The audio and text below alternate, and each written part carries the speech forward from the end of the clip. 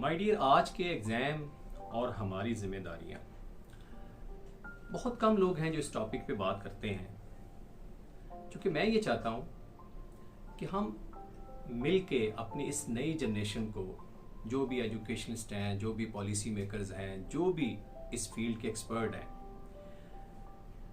हम अपने इस सिस्टम को थोड़ा अपडेट करें। देखिए, अगर बच्चा एंट्री टेस्ट में जाता है, वो मेडिकल का हो, इंजीनियरिंग का हो या किसी भी फील्ड में हो, वहाँ जाके अगर 200, 250, 210, 300 MCQ अगर आ सकते हैं और बच्चे को वहाँ असेसमेंट की जाती है, तो why not we are going to come on their board exam. ये जो बोर्ड बने हैं, इनका काम किया बच्चे को रटलाइजेशन, defined this, write a note on this, attempt any 5 question, attempt any 10 question. क्या इससे हम अपने बच्चों को निकालें ना? यकीन करें, बच्चों की मैक्सिमम एबिलिटी ये रटलाइजेशन के पीछे, कुछ बच्चे नई चीज़ों को याद कर सकते। और फिर हमारे एग्जामिनर को इंस्ट्रक्शन ये होती है कि ये आंसर शीट है, अगर अकॉर्डिंगली इस बच्चे ने ये आंसर लिखा है तो give the marks, otherwise cross it. What is that? Abroad में देखा जाता है कि उस डेफिनेशन में देखो 2 और 3 कीवर्ड्स हैं, अगर उसने वो कीवर्ड्स लिखे हैं, you have to correct and give the marks. चलें इस पे बात करते हैं।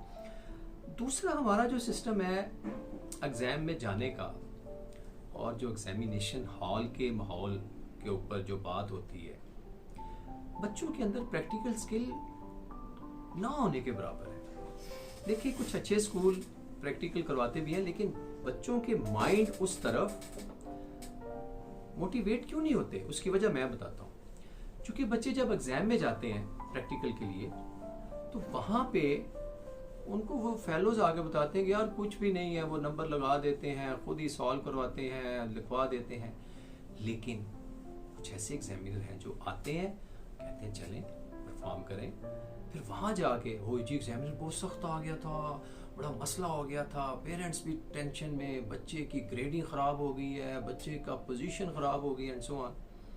तो माय डियर, इस छोटी सी वीडियो में मैं रिक्वेस्ट करूँगा अपने एजुकेशन सिस्टम पे कि प्लीज़ हमें इस पे सोचना है। बैठे जो पॉलिसी मेकर्स हैं, जो करिकुलम कमेटी है, हम अपने एग्जाम को ऐसा ऐसा, हमने देखो हम कुछ MCQs के ऊपर आए हैं ना, इसमें रेशो बढ़ा दें, 50% MCQ कर दें।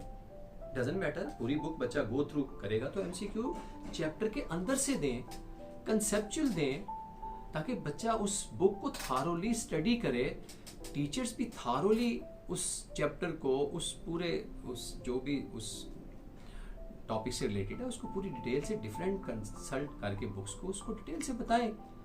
तो प्लीज़ ये छोटा सा मैसेज उन सब के लिए, अपने लिए, कि हम मिल के अपने सिस्टम को ठीक करना है, ताकि हमारी जो जनरेशन आए वो दुनिया का मुकाबला करने के काबिल हो। जब तक दुनिया का मुकाबला करने के काबिल नहीं होगी, हम बहुत पीछे रह जाएंगे। मैं बहुत ख्याल रखें।